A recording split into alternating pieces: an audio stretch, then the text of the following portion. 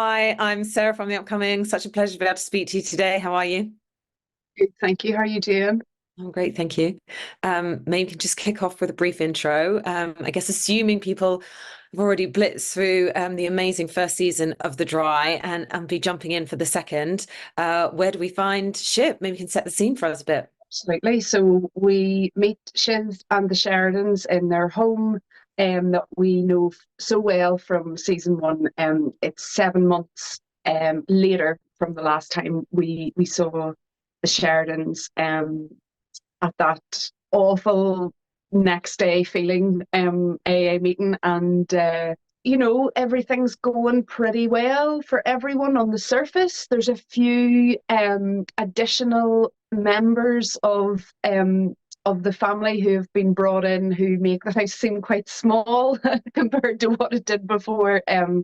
Yeah, so there's new characters, new dynamics in the house. Shiv is celebrating her birthday at the start of the second series, and she's learning really how to be sober in this um, in this new environment. She's learning how to deal with all of the challenges with emotional sobriety as well as physical sobriety in the second series. And I guess casting your mind back, when you first read this script, I mean, there's just something so brilliant about this show. I guess sort of this balance it has of the, irreverent humor, sometimes like laugh out loud funny, but it's also dealing with some genuine issues in actually quite an earnest way, sort of when you dig beneath the surface. So when you first picked up that script, what really drew you to the show? I think you've said two words there that for me really means an awful lot when you pick up a script: earnestness, honesty, truthfulness, and also the balance of it.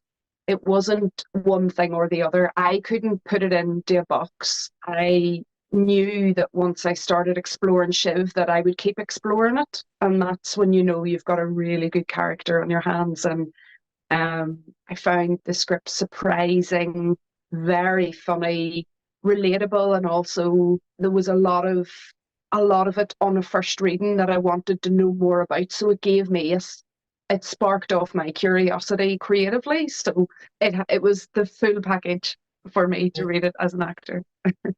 And I guess I also had that feeling, I mean, being a British millennial, a little bit like when I watched Fleabag of, wow, I don't feel like I've seen a female character represented like this. And it's just kind of working in that, sort of messy space of, sometimes she does things that's sort of kind of unlikable, but you're also really rooting for her and you sort of understand her and with her flaws and with all her attributes as well. How did you see Shiv, and how could you relate to her, and how is she very different to you? And well, probably in lots of ways, but where could you connect with her? I agree.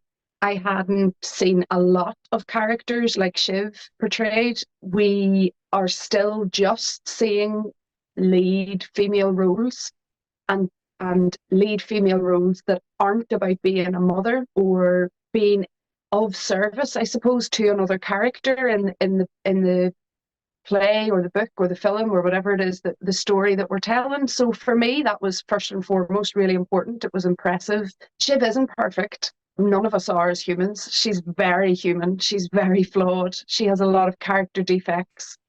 She doesn't even know herself what some of those are, but she's willing and trying and really searching in her own way for a place to feel like she belongs, a place that she can call home, and a place where she feels like she is validated and valued. I know what it's like to come home from London having not been where I thought I should have been. As I was in my 20s at the time, Shiv was in her 30s. You know, the expectation I think that society has of females at any given point in their life, but particularly 20s and 30s, and I just really love the way Nancy has dealt with that, and how she very insightfully gives us this gift of this female character. And I think the other thing that it does so well, I mean, I come from a big family, is just capture with such authenticity, sort of like the caustic, sort of brutal cynicism, and the way you can really get under the skin of your siblings in a way that other people can't. But you also still feel like there is love there, unconditional love. But there's a constant push-pull, isn't there, between her and her family. So, what was it like working with all your fellow actors and kind of finding that tone and making those relationships feel very lived in? For me, that was one of the most rewarding parts of playing Shiv, is getting to spend time with the rest of the Sheridans. A wonderful thing happens when you get a group of actors together where they share their own identification with the character and with their family, and you get to know the actors, but you also get to know what their lived experience has been of certain things maybe that's been brought up in the scripts, and that's how we understand why we're doing what we're doing, and I find that fascinating. I come from a big family as well. All families on a certain level have their issues, of course, but the Sheridans are quite particularly dysfunctional and funny with it. Nancy really does not shy away from finding the humour and pain, which I love, and she doesn't shy away either from using the tactics, I guess, that family members can use because they're the closest people to you. They know you in ways the longest and the best. They know your Achilles heel. Even I feel, and especially in the second series, I feel like there's a lot of well-intentioned interference, and that is kind of it's the push-pull, as you say. It's how the Sheridans, for me, what's really interesting about this family is how they connect and reject each other at the same time, almost simultaneously. It makes great drama. Yeah, and it makes you realize what sort of like the amazing thing about family, but also the challenging thing, because it is good to sort of feel like you have that grounding, that support network. But actually, it can be very difficult to change, to progress. I mean, and some really hilarious lines, like her mom's kind of like, what are we, Americans? What is all this, kind of every time she's trying to sort of move on, or, maybe there's a bit of that generation gap as well. So it's on the one hand great that she has her family there, but sometimes you do feel like they're holding her back as well.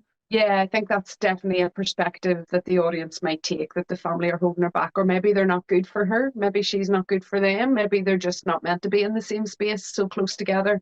That in itself is a massive question.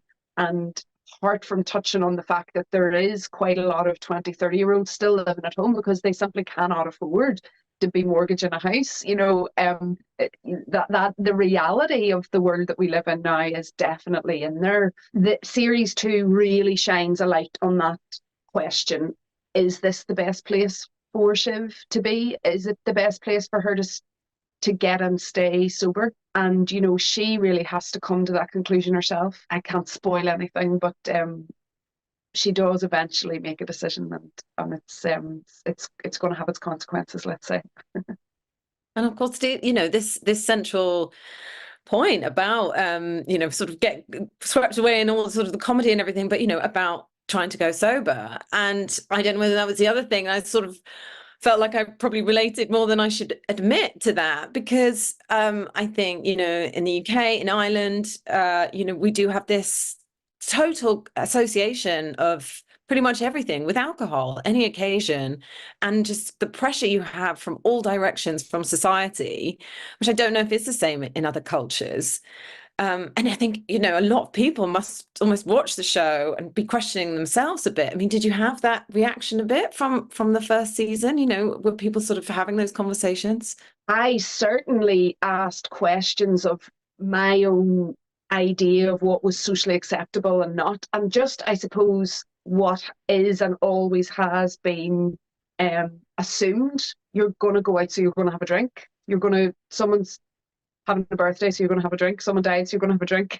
Happy or sad, you're going to have a drink. Like it's sort of very much a cultural thing, and I certainly personally find that interesting. I mean, I can't speak for anybody else, but again, there was great spirited conversations on set about alcohol, and people's use or abstaining from it, and the impact that has on people's lives, and I do think that there is a bit of a taboo about alcoholism.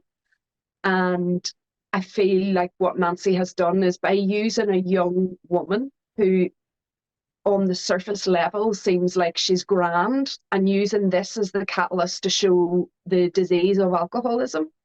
I really hope that continues to ask questions of the audience, or that they may reflect on their own thoughts about it, and any prejudices that go along with that. Yeah, because I feel like even when you're watching it, you sort of, you sort of feel like Shiv's maybe your friend, when she's like in all those, how many different scenarios is someone almost trying to force her to have a drink or persuade her?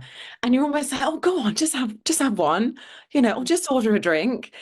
And you're like, gosh, why do I feel like that? So that's what I think is very clever about it, because it really puts you in that position. Say, if that was your friend, how would you react? Would you sort of be like, okay, yeah, a lemonade's fine? Or would you sort of be trying to persuade? So I think that's quite an important, point to sort of raise in people's minds. Definitely. Ultimately, what do you hope people take away from the show? I guess it's kind of a mixture of all the things we've talked about, make them laugh, but also sort of make them think.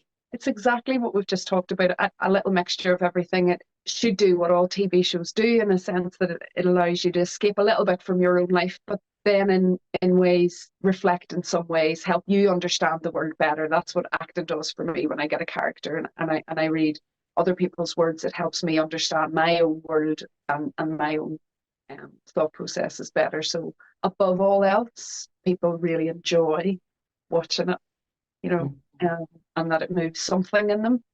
But enjoyment is the key. And you've already done so many different things. I know you've done a lot of theatre, writing your own stuff. Of course, The Lovers with Johnny Flynn.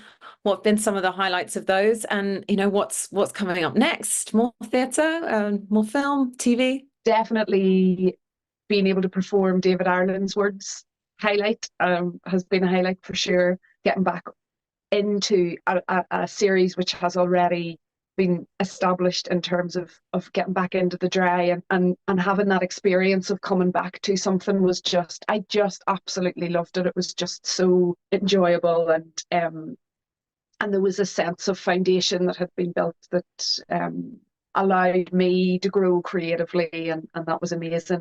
And as for the future, who knows? I don't know yet. Well, can't wait to see what you do next. So thank you so much for sharing all that with me. And I really can't wait for everyone to get stuck into season 2 of The Dry. Thanks a lot.